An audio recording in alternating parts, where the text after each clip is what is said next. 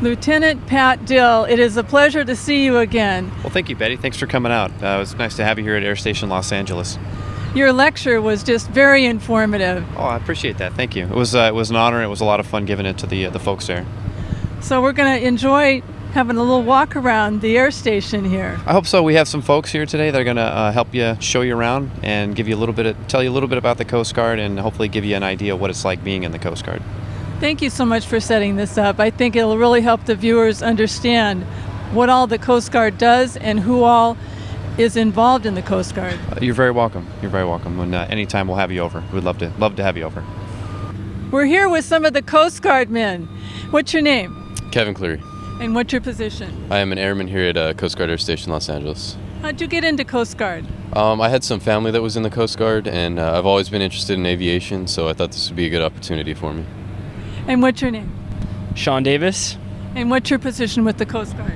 I'm a AST second class. And how'd you get into the Coast Guard?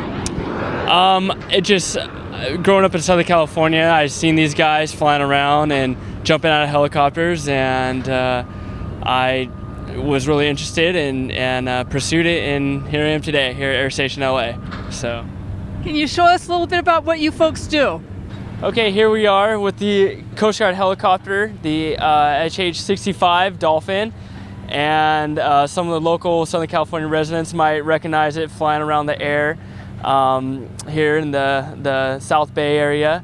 So we will have two pilots, a flight mechanic in the back, and a rescue swimmer usually on these flights. And this is some of the rescue equipment here. This is our rescue basket down here. And this is what we use generally for the most of the time for rescues. You can fit two bodies in this. This is the rescue harness that all of us rescue swimmers with the Coast Guard wear. And it actually will inflate in case of emergency.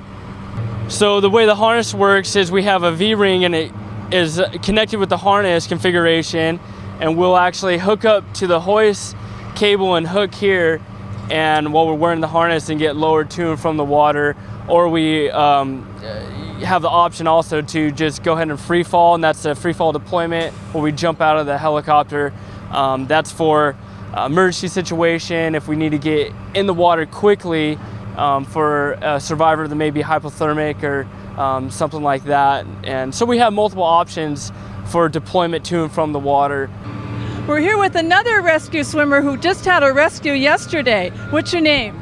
Gabriel Humphrey. And how'd you get involved with the Coast Guard? I was going to college, and I just didn't really have direction, and I was kind of running out of money, and so I joined the Coast Guard. They paid for my college, and I mean, it's an awesome job. So I was gave me a lot of direction to what I want to do in the future, and I think it was an awesome choice for me to do at that time. Well, thank you so much for what you do, and I understand yesterday there was a rescue, and you worked with the fire department in Rancho Palos Verdes. Can you tell us a little bit about that? I think it was Station 53. Can you tell us a little bit about it? Well, the crazy thing is I was off duty. It's my most exciting rescue so far. We were free diving at the time. We would hike down the cliffs, got in the water. There was a couple fishermen on the shore on these tidal pools, and we just started diving. We were diving for about an hour, free diving, looking at little fish and stuff. And all of a sudden, we came up, we were in the kelp bed, and I heard a whistle. And my friend next to me, Mitch, he's not here right now. They were waving and yelling, some people up on the rocks, and we couldn't figure out what it was for 30 seconds. We thought maybe they were saying shark or something, and we got kind of a little nervous. But then we heard him say help, and so we just started swimming over there as quick as we could, and we got over there. I had my spear, my weight belt, everything, and I just found this guy. He was just he was floating, he looked like he was dead pretty much. Grabbed him, and we were 30 feet from the rocks, but the waves were coming up pretty hard against the rocks. And so me and my buddy, who's also a rescue swimmer, I buddy towed him up to the rocks, and we just washed into the rocks with a big wave and just grabbed on. And he was really heavy, so it's just we were holding on. And then we took turns taking off our fins and just holding him there. and he wasn't breathing at all. So we got our fins off, and we just like got up to the top of the rocks. It's probably 15-foot embankment, and then there was some fishermen there, and one of my other buddies who was diving with us used their phone to call the Coast Guard and call 911. He called the fire department, and so I was just like, he was coughing up more water. His breaths were getting a little bit better. I just kept him on his side, and we put a blanket over him that the fisherman had, and the firefighter started coming down the cliff, but it was a pretty far hike down the cliff, and so like we called up just straight to the air station. They already had a helicopter flying, so the firefighters had a paramedic, and he got down there and he started using a bag valve mask to assist the guy in breathing. And then more firefighters were coming down with like a litter. They were going to do like a cliff rescue back up the cliffs, but our helicopter came in right then, and so we asked the paramedic, the firefighter, I can't remember his name, if he wanted to go with the helicopter, because he's a lot more qualified than we are. We're just EMTs, and he's a paramedic, so he can do IVs and he can do other things that we can't do, different types of medication.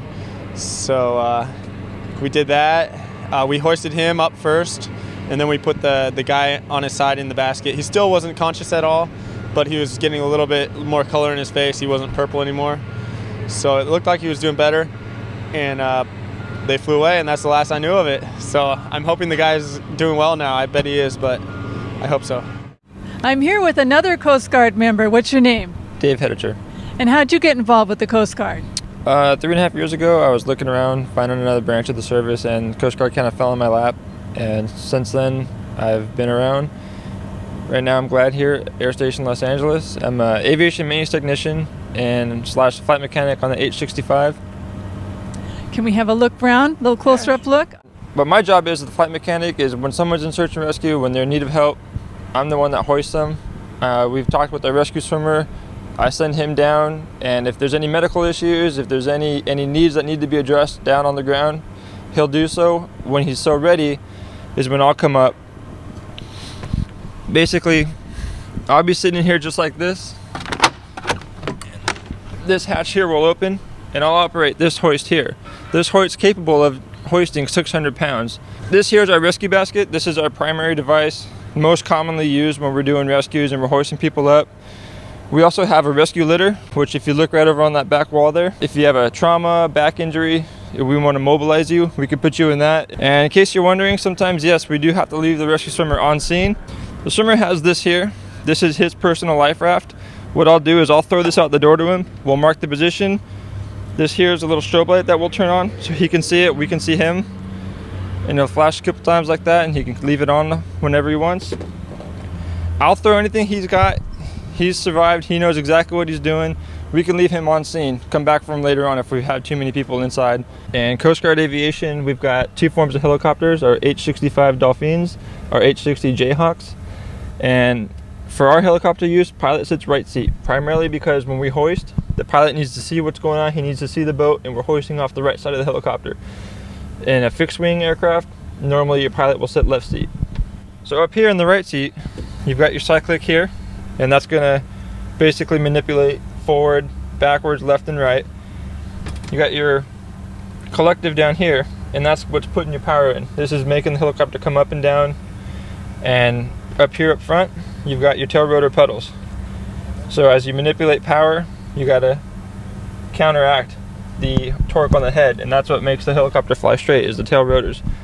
Now what's special about this helicopter, and back when it was first built was actually quite superior, was we've got what's called AFCS, an automatic flight control system, and that's these guys here. Once we push these up, there's an onboard computer system that kind of in a gist can fly the helicopter. The pilots can give inputs here, and they don't have to touch the flight, they don't have to touch the tail rotors, because the computer system will automatically do that. There's other things that we have here: indicated airspeed, altitude hold, and heading select. These are all things pilots can put in, and when it's really crappy out and nobody else is flying and you need help, that's what's allowing us to get to you. We've got radar on board, we've got all these other instruments that we can use to where the pilot is assisted by the computer system to get down below the fog and get 50 feet off the water, and we can find you where some other people can't.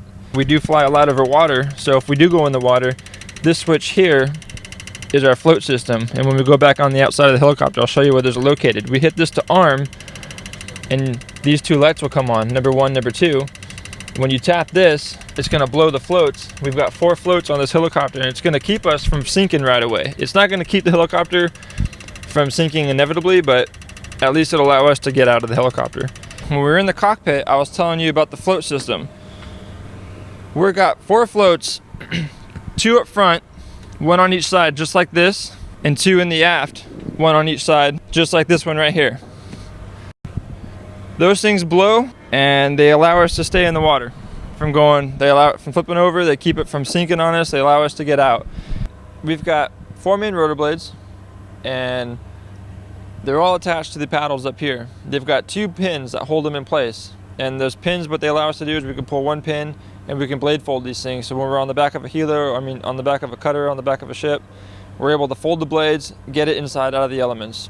As we said before, this is the HH-65C, and Charlie model, meaning that this is the 3rd upgrade this plane's had. The first model was the A, B, and now C. The old B models that we had the LTS 101 engines, and those were not very good. You know, we were able to fly, but not single engine. Now the reason why it's called a Charlie model is if not only the avionics, but we've made engine upgrades. These are made by Turbomeca. They're the 2C2 CGs. And like I said before, these are capable of putting out 853 horsepower dual engine. And then when they're at 100%, they're putting out 1,053 horsepower. So why does the 65 have a high pitched sound to it? And if you look closely, this is a tail rotor. And on most of your other helicopters, like your Sikorskis, your H-60s, most of your tail rotors are on the outside. They're not within the finistron. For whatever reason, they decided that it was more efficient for this brand of helicopter to be inside. The reason behind that is, if you look here, you got your vertical fins and your horizontal stabs. Basically what this does is above 70 knots, this keeps the helicopter flying straight, and this does nothing. Your Sikorskis don't have that, and that's why they have their exposed tail rotor. So ours is not. It's enclosed. At above 70 knots, it's not doing much. I'm here with one of the Coast Guard pilots. What's your name? Lieutenant J.G. Rollerbogs. And where are you from? I'm actually a local guy. I'm from Barstow, California, up in the high desert, and then ended up going to college here in Orange County, or LA County, Cal Poly Pomona, and then now stationed here at LAX at the air station here. How'd you get involved with the Coast Guard? Actually, I was flying commercially for, in the civilian world, flying Cessna 172s, and then aviation is actually a pretty expensive hobby, so I ended up thinking, well, what's a better way to do it, and had the military come into play, and ended up joining the Coast Guard and having them play for it. And now it's not only just a hobby, but it's a job, so I can't complain. What other agencies does the Coast Guard team up with? We're actually team up with a lot of different agencies, both government and civilian. We are actually, as pilots, Navy trained. We're all naval aviators in the Coast Guard. We attend Naval Flight School in Pensacola, Florida for about 2 years, and then transition into the Coast Guard. And we have Mobile, Alabama is where the Coast Guard Training Center is. We're there, we transition to different airframes. We have 2 helicopter airframes, the Dolphin, which we saw today, and then we also have the 60, equivalent to the Black Hawk in the Army. From there, we also do a lot of work with the Los Angeles County Fire Department, LA City Fire Department, and also the law enforcement agencies of the police department, and also sheriff departments. We do a lot of diver operations with the sheriff and police department, and then Baywatch, which is a huge operation we do with them in regards to, they do a lot of our training, and then we work a lot with them with our sea rescues, and then also we do a lot of drug interdiction using the naval warships, sometimes down towards Mexico, and then also in the Caribbean area. So we pretty much do a lot of work with just everyone, also including the FBI, and a lot of inland marijuana type cases or drug interdiction type cases. Thank you so much for what you do. Oh, no, thank you guys for allowing us to do it. The taxpayers give us the money to actually enjoy life and get to fly these things for a living. So we actually thank you guys for letting us have the opportunity to do it. But you're one of the heroes. I wouldn't say that. We're all, as a group, heroes. We all work. That's a key component for the way that the helicopter operates. We have 4 crewmen in there, and typically we all work as a team to get the job done. So it's not just one person, it's always a group effort, and we take a lot of pride in that. What are the members of the crew? There'll be 2 pilots, a flight mech and a rescue swimmer. 2 pilots, one will pilot the right seat, where we saw earlier that the hoist mechanism is. He's primarily concerned with flying the aircraft, operating the hoist and getting into the position for a safe and efficient hoist. The co-pilot, which sits in the left seat, does a lot of the communications, flight planning, navigational type stuff, and then also goes through a lot of the briefing with the crew. And then the flight mech operates the hoist mechanism. Pretty much one interesting key aspect of the way we fly it is actually while we're hoisting, the flight mech is pretty much in control of the aircraft, directs the pilot where to go, and then get to a safe position to actually effectively hoist. And then the rescue swimmers are the guys that get down in the water and help the patient and get the patient ready to be airlifted up to the actual aircraft. And then from there, we all, as you can see, work as a team to get the patient inside, and then we'll lift up the swimmer and then continue on to wherever we need to go, if having been a hospital or wherever else we need to take that patient. But so it's a team effort, and it's definitely something that we take pride in. If a young viewer was interested in joining the Coast Guard or getting involved, what would your advice be? Best advice I would say is definitely do well in school, but then contact a local recruiter, or you can look up www.uscg.mil. You can get all the information off of there. There's always all kinds of jobs in the Coast Guard, not just aviation, but there's also marine inspections, and then also a lot of the underway ship jobs that are out there. All of them are definitely great jobs, but if you definitely are interested in joining the Coast Guard, definitely look up the website or look up a local recruiter, and they'd be more than willing to help you out. Thank you for joining us here at the United States Coast Guard Air Station. See you next time.